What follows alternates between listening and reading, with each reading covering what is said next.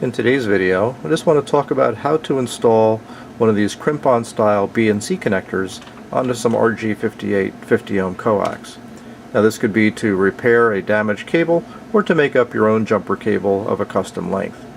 The connector itself is made up of three components: the main connector body, the crimping ferrule that goes on the back, and the male center connector pin that goes in the center of the connector. And as with most jobs, it's helpful to have the right tools. In this case, the one that's really imperative is a good crimping tool that has the right diameter die for crimping the center pin as well as the crimping ferrule. Now the first task is to essentially prepare the end of the coax. Now there is a nice tool available that you can clamp on and spin around the coax that trims the outer jacket, the internal shield, and the center insulator to precise dimensions. I just don't happen to have one, and so I've always used just a razor knife or X-Acto knife, and if you do this carefully, that works just fine. The first step is to trim back just the outer insulator, and I typically go back about just about an inch, 20 to 25 millimeters or so, and just use kind of a rotating motion here to slice through, and just careful so that you don't nick into the shield too much. So once you've sliced all the way through, all the way around, you should be able to just slide that end off, and now you're left with the braid. Now the next step is to trim back the shield, and it's typically going to be about 7 millimeters or a little over 1/4 of an inch, and you could either do it by measuring or simply just use the connector as a guide, recognizing that the end of this ferrule is going to line up right about with the end of the black insulator, and you want the braid to end just before this shoulder. So you can just trim it just by using the connector as a guide. Now I'll typically fan the braid out like this, and then just carefully use a pair of diagonal cutters and trim all the way around. Well, that's not too bad.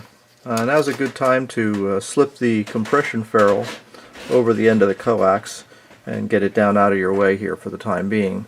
Now the next thing we want to do is trim the center insulator. We want the end of that center insulator to bottom out against the insulator that's in the base of this connector, the white insulator up back there. And of course we can use the connector again as our guide if you don't want to do any precise measurements. Just take a piece of wire and stick it inside the connector here, and then where it bottoms out, bend it over at a sharp angle, and now you know the precise length to where you want to trim the center insulator. In this case it's in the neighborhood of about 11 to 12 millimeters, just under a half an inch. The next thing we want to do is trim the length of the center conductor, and we can use again the connector pieces as our guide. We stick the center conductor on here, we can see how much length I need to trim away so that when this thing is fully seated, the bottom of this hits the center insulator here. So it looks like I need to take about looks like about 3 millimeters off of there, or a little more than 1/8 of an inch. Let's see how close I got here. Looks like I get to take just another little bit more off of that. Okay, so it looks like we've got that length now right. So now we're all ready to do our two crimps. So this first crimp is on the center conductor, and it's always a little tricky sometimes to get everything lined up here. It feels like you need 3 hands. But I think we can get this thing lined up and give ourselves a good crimp here. There we go.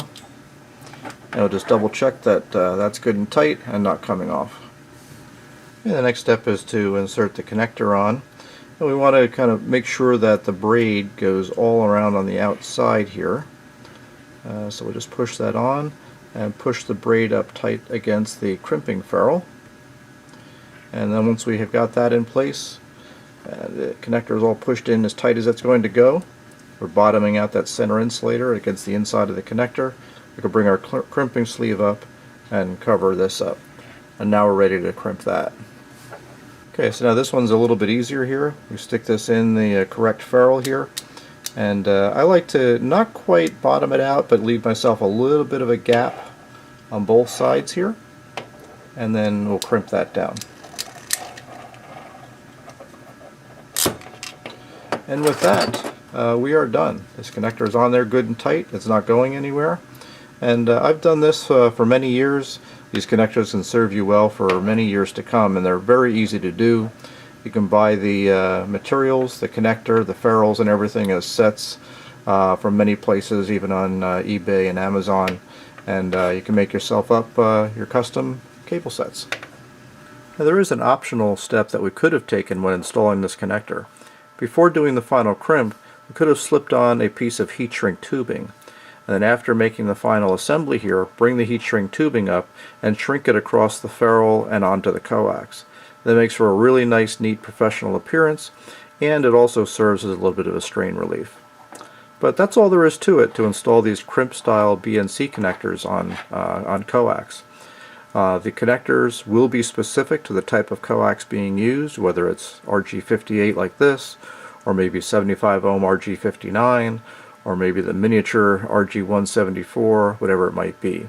But you can pick up connectors that match the coax you're going to use, and then just ensure that you've got the proper die in your crimping tool to meet the diameters that are required for the crimps. But that's all there is to it.